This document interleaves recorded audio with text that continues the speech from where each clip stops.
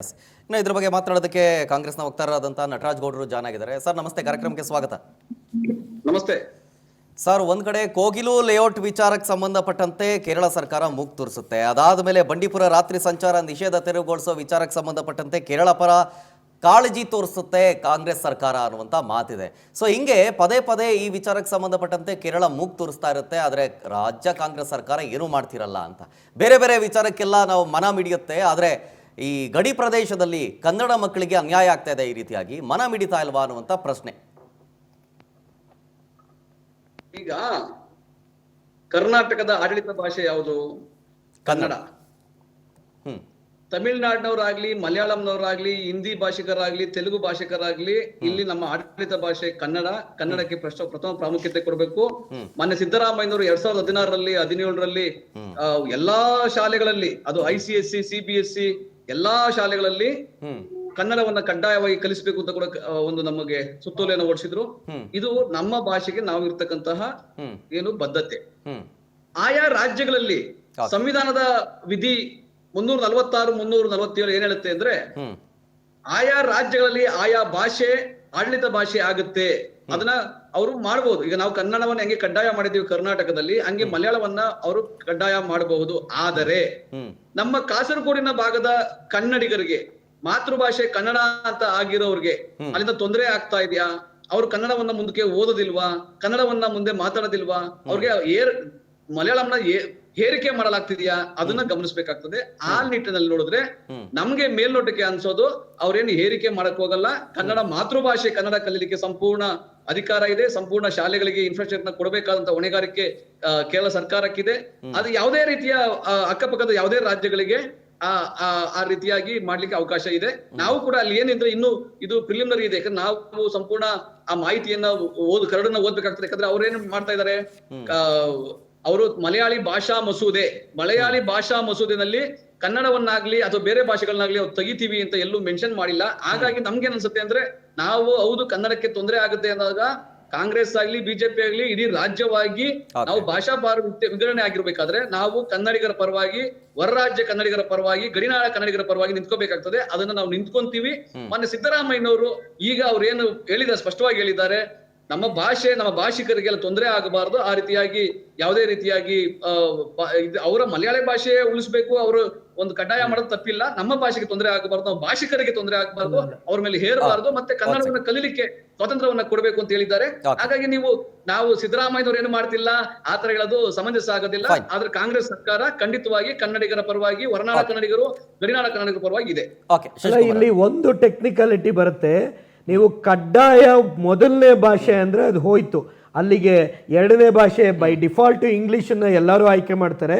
ಮೂರನೇ ಭಾಷೆ ಅಲ್ಲಿ ಆ ರಾಜ್ಯದಲ್ಲಿ ಹಿಂದಿ ಇದೆ, ಹಾಗಾಗಿ ಕನ್ನಡಕ್ಕೆ ಕುತ್ತಾಗೆ ಆಗತ್ತೆ.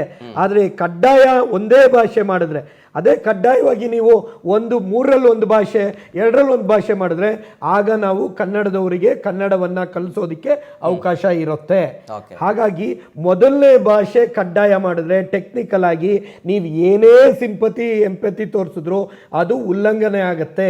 ಕಡ್ಡಾಯ ಅನ್ನತಕ್ಕಂಥ ಪದ, ಅದರಲ್ಲೂ ಒಂದು ಲ್ಯಾಂಗ್ವೇಜ್ ಇಟ್ಬಿಟ್ಟು ಮಾಡಿದ್ರೆ ಇದು ಮಾರಕವೇ.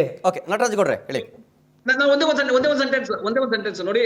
ನಾವು ಕರ್ನಾಟಕದಲ್ಲಿ ಕನ್ನಡವನ್ನ ಕಡ್ಡಾಯವಾಗಿ ಒಂದು ಭಾಷೆಯಾಗಿ ಮಾಡಿದ್ದೀವಿ. ನಮ್ಮಲ್ಲಿ ಎರಡಕ್ಕೆ ಅವಕಾಶ ಕೊಟ್ಟಿದ್ದೀವಿ.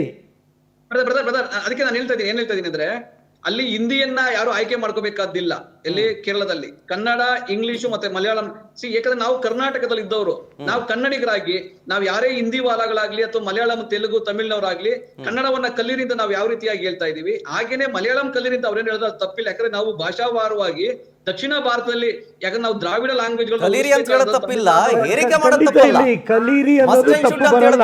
ಒಂದ್ ಸೆಕೆಂಡ್ ಸೋಮಣ್ಣ ಸರ್ ಹೇಳಿ. ನಾನು ಏರಿಕೆಯ ವಿರುದ್ಧವಾಗಿದ್ದೇನೆ. ನಂಬರ್ 1 ಏರಿಕೆಯ ವಿರುದ್ಧವಾಗಿದ್ದೇನೆ. ಅಲ್ಲಿ ಮಲಯಾಳಿ ಭಾಷಾ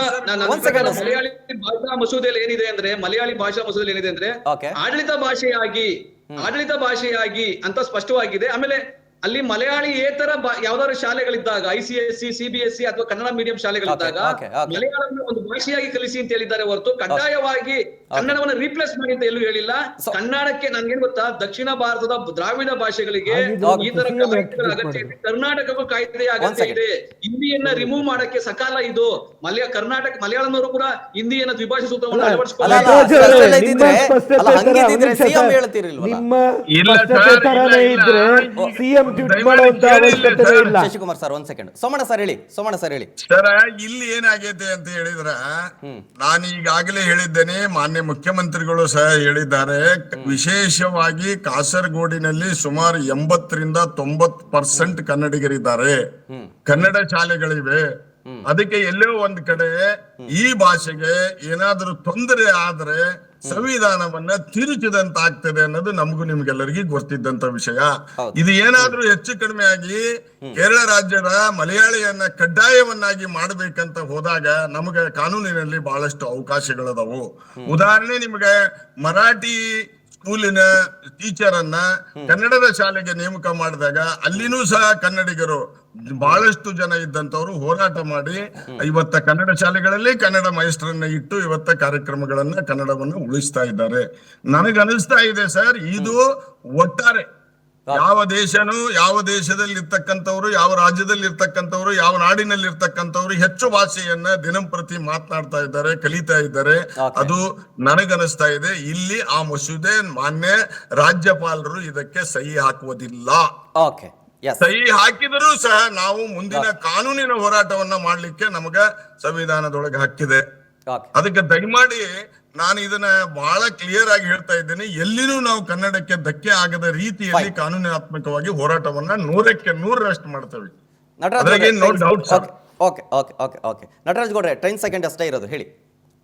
ನೋಡಿ, ನಾನು ಹೇಳ್ತೀರಲ್ಲ, ನೋಡಿ, ಮಲಯಾಳಿ ಭಾಷಾ ಮಸೂದೆ 2025 ಪ್ರಕಾರ ಸೆಕ್ಷನ್ 3 ಏನ್ ಹೇಳಿದ್ದಾರೆ ಅಂದ್ರೆ, ಮಾತೃಭಾಷೆ ಹೊರತಾಗಿ ಕೂಡ ಕನ್ನಡ ಅಥವಾ ತೆಲುಗು, ತಮಿಳು ಅಥವಾ ಯಾವುದೇ ಭಾಷೆಯನ್ನ ಅವರು ಕಲಿಯಬಹುದು, ಕಲಿಯಬೇಕು. ಅದಕ್ಕೆ ಪ್ರೋತ್ಸಾಹ ಕಂಟಿನ್ಯೂ ಆಗಿರುತ್ತದೆ. ಮಲಯಾಳಂ ಯಾಕಂದ್ರೆ ಉತ್ತೇಜನ ಮಾಡ್ಲಿಕ್ಕೋಸ್ಕರ ಅವರು ಈ ಮಸೂದೆಯನ್ನು ತಗೊಂಡಿದ್ದಾರೆ. ಕಡ್ಡಾಯ ಅಂತೂ ಮಾಡಲ್ಲ. ಸರ್ಕಾರಿ ಮತ್ತೆ ಅನುದಾನ ಶಾಲೆಗಳಲ್ಲಿ ಕಡ್ಡಾಯ ಮಾಡಿರ್ತಾರೆ ಹೊರತು ಬೇರೆ ಶಾಲೆಗಳಲ್ಲಿ ಮಾಡಿಲ್ಲ. ಹಾಗಾಗಿ ನಾವೇನ್ ಮಾಡ್ಬೇಕಾಗುತ್ತೆ ಅಂದ್ರೆ ಕನ್ನಡವನ್ನ ಕಲಿಸ್ಲಿಕ್ಕೆ ಪ್ರೋತ್ಸಾಹ ಮಾಡ್ಬೇಕು. ಕರ್ನಾಟಕದಲ್ಲೂ ಕೂಡ ಇದೇ ಮಾದರಿಯ ಭಾಷಾ ಮಸೂದೆಯನ್ನ ತಗೊಂಡ್ ಬರ್ಬೇಕು. ದ್ವಿಭಾಷಾ ಸೂತ್ರದ ಕಡೆಗೆ ನಾವು ಹೋಗ್ಲಿಕ್ಕೆ ಸಕಾಲ ಇರುತ್ತೆ ನನ್ನ ಭಾವನೆ ಇದೆ.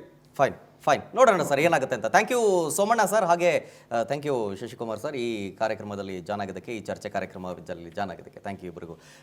ಇದು ಸರ್ಕಾರಿ ಹಿರಿಯ ಪ್ರಾಥಮಿಕ ಶಾಲೆ ಕಾಸರಗೋಡಿನ ಪರಿಸ್ಥಿತಿಯ ವಿಚಾರ.